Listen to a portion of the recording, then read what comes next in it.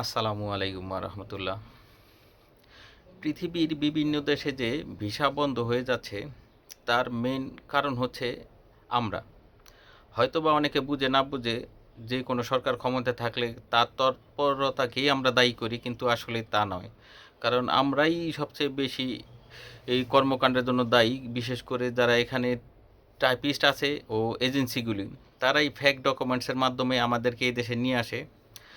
ওনাদের দরকার একজন শিক্ষক, পরে যখন চেকিংয়ে আসে আইসা দেখে ও লেবারি কাম করতেছে। ওনাদের দরকার একজন ডাক্তার, এবং সে ডাক্তার পরবর্তীতে একটা লোক ধরা পড়লে দেখে যে তার সার্টিফিকেটে সে ডাক্তারি ডিগ্রি নিয়ে আসছে, আইসা দর্জি কাম করতেছে। আর বিশেষ করে এত ফেক ডকুমেন্টস দিয়া লোক ভর্তি করছে বিদেশের মাটিতে। এখন যে কোনো দেশের সরকার আমাদের বাংলাদেশের এজেন্সিগুলি বলেন, টাইপিস্টেলাদের বলেন, কাউরই বিশ্বাস করে না।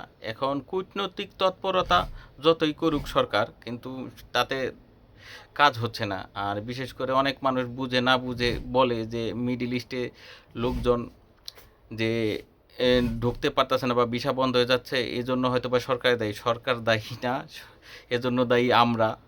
আর আমরা যেদিন না শুধরাতে পারবো, আমরা যখন, তখন থেকে আর আমাদের দেশের উন্নতি হবে না, আর আমাদের তো উন্নতি হবেই না, আর আমরা জাতি হিসাবে নিজেকে শ্রেষ্ঠ বলেও দাবি করতে পারবো না।